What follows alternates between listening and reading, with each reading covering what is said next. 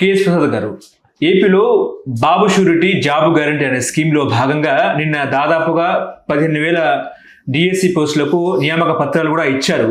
జగన్మోహన్ రెడ్డి వాడుకోలేదు, కానీ చంద్రబాబు నాయుడు గారు మాత్రం మస్తు వాడుకుంటారనేది వైసీపీ నాయకులు చెప్తున్నారు. ఏంటి సార్, ఉపాధ్యాయ పోస్టు డిఎస్సి మేమే నిర్వహించాము, మా మీద 150 కేసులు పెట్టినా కూడా 150 రోజుల్లో కూడా నియామక పత్రాలు అందజేశామన్నట్టు లోకేష్ గారు మాట్లాడుతున్నారు. ఎట్లా చూస్తారు సార్? ఇందులో చూడడానికి ఏం లేదు సార్. ఇప్పుడు చేసింది చెప్పుకోంది చేసినట్టు చేయడం, మొత్తం డిఎస్సికి ఏదైతే నిన్న మోక్షం కల్పించారో ధన్యవాదాలు, సంతోషం. ఎన్ని పోస్టులు సార్ అవి? 15,000 పోస్టులు. సరే, వీళ్ళు చెప్పిన ప్రామిస్ ఏంటి? ఆయన అగ్రిగేట్ 4 లక్షల ఉద్యోగాలు ఇవ్వాలి. ఇప్పుడు నాకు తెలిసి ఇది 16 నెలల పాలన, సంవత్సరం గడిచినట్టే కదా. ఒక 4 లక్షలు ప్లస్ ఈ మిగిలిన దాంట్లో ఏమి ఇది కల్పించారో చెప్పానండి ఒకసారి. గ్రూప్ 1 చంద్రబాబు నాయుడు గారి ఆయనలో 14 నుంచి 19 దాకా ఒక లెక్క ఉంది. 247 మంది గ్రూప్ 1లు, గ్రూప్ 2 1428, డిఎస్సి 17,500, పోలీస్ శాఖలో 7,721, 7,884, అంటే 34,780 మందికి గ్రూప్ 1లో కల్పించారు. ఇదే జగన్మోహన్ రెడ్డి డిఎస్సి 1998లో అయిన దానికి 4,534, డిఎస్సి 2008లో జరిగిన దానికి 2,193 మందికి, డిఎస్సి 2024లో 6,100 నోటిఫికేషన్. 6,100 కూడా జగన్మోహన్ రెడ్డి ఇచ్చిందే వీళ్ళు రిక్రూట్ చేశారు. ఇది గమనించండి ఎవరన్నా. బిఏడి ఏదైతే ఉందో 3,784, స్పెషల్ డిఎస్సి తర్వాత 1,802, పోలీస్ శాఖలో 6,511, మెడికల్ ఆఫీసర్స్ 1,247. ఇవి కంపారిజన్స్.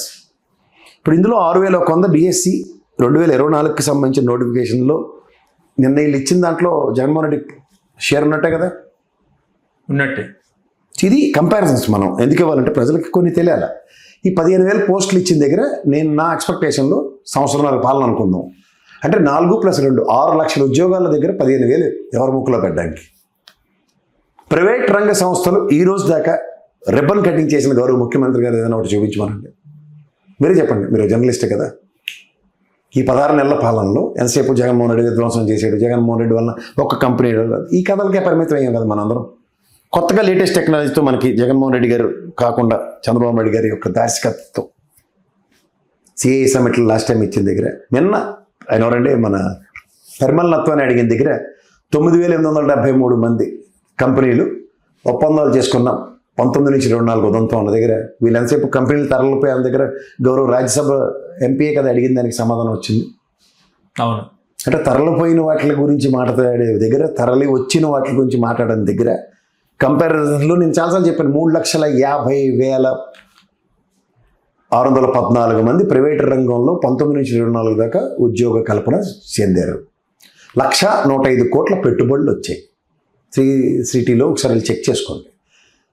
క్యారియర్ కానీ లేదంటే టైర్ల కంపెనీలు కానీ ఏవైతే వచ్చాయో విత్ సబ్స్టాన్షియల్ ఎవిడెన్సెస్ ఉన్నాయి. అలాగే ఎంఎస్ఎంఈలో 14 నుంచి 19 దాకా 3,50,000. అలాగే మీరు పెట్టుబడుల రూపంలో 39,806 కోట్లు, 38,000 మందికి ఉద్యోగ కల్పన. ఇవన్నీ ఒక ఎత్తుగడ. 19 నుంచి 24 దాకా మనం మాట్లాడుకుంటే ప్రభుత్వ రంగంలో 2,64,000 కలుపుకుంటే, నేను కాదు గౌరవ ఆర్థిక మంత్రి పయ్యావుల కేశవ్ గారు ఫ్లోర్ ఆఫ్ ద హౌస్లో మొన్న ప్రవేశపెట్టిన బడ్జెట్ సమావేశాలంతరం ఉపాధి కల్పన అన్న దగ్గర 44 లక్షల ఉద్యోగ కల్పన జరిగిందని చెప్పారు. మరి మీ దగ్గర సమాధానం ఏది? ఇప్పటికేది 16 నెలల పొద్దయింది. ఎంఎస్ఎంఈ యూనిట్లు దగ్గర 16,50,000 వచ్చాయి. 13,50,000 వచ్చి టోటల్ 16,50,000 ఎంఎస్ఎంఈలు ఉన్నాయి. ఎప్పటి నుంచి 14 నుంచి 24 దాకా. మీ ఆయనలో ఎంఎస్ఎంఈలు గ్రోత్ చెప్పండి. ఎక్కడ 3,50,000 చిల్లర, ఎక్కడ 13,50,000 చిల్లర. 10 లక్షల గ్యాపే ఉంది, వైబుల్ గ్యాప్. ఇక్కడ మీరు ఇప్పుడు ఏం చేస్తున్నారు? ఇప్పటికి చెప్పండి, స్టాటిస్టిక్స్ చెప్పండి. రేపు బడ్జెట్ మీరే పెట్టాలి కదా మార్కెట్లో. ఈ ఫిగర్లకి 44 లక్షలకి యాడ్ అయిన ఫిగర్లు వస్తాయి కదా నాకు, అది మాట్లాడదాం. ఇప్పుడు మీరు ఎన్నైనా చెప్తారు, రోజుకొక అప్పు రోజుకొక డబ్బులు అని. ఇప్పటికైతే 2,10,000 కోట్ల దగ్గర అప్పు చేసి తీసుకొచ్చారు. దాని లెక్క చెప్పమంటే ఇప్పుడు చెప్పట్లేదు. మీరు ఎక్కడికి పోతారు? మీరు కాగ్ రిపోర్ట్ వస్తుంది.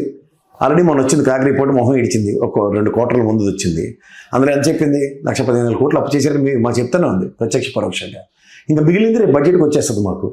మీరు ఎక్కడికి తప్పించుకోలేరు. వాస్తవాల్ని ఈ తెపేల ఛానల్ త్రోగా ఎంత వదలగొట్టిన అబద్ధాలక నిజం ఖచ్చితంగా ఎవడో దగ్గర ఉంటుంది.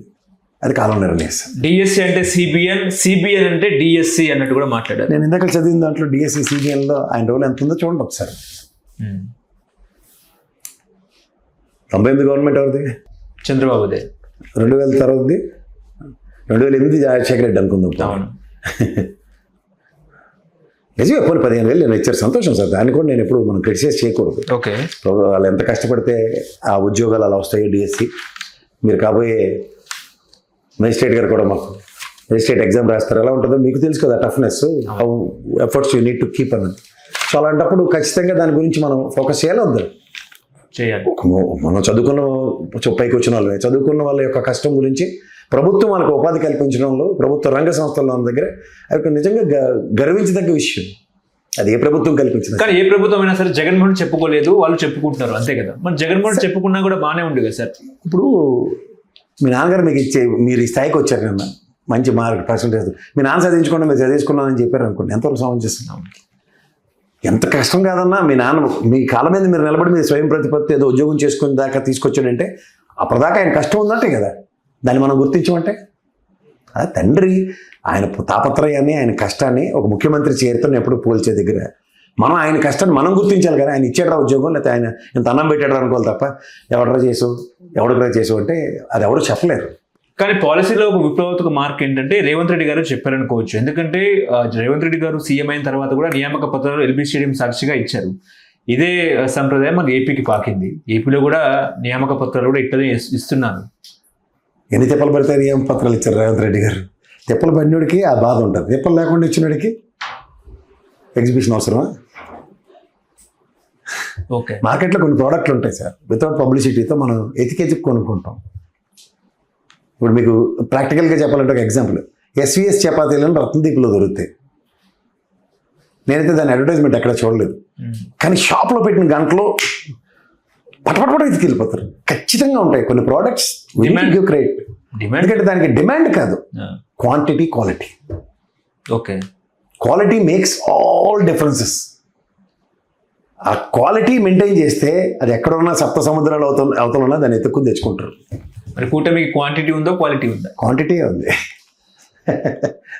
క్వాలిటీ లేదట. ప్రజలకి క్వాలిటీ ఉన్న వాళ్ళని పరిమితం చేయడం తెలుసు, క్వాంటిటీ ఉన్న వాళ్ళని తలకైనప్పుడు భరించడం తెలుసు.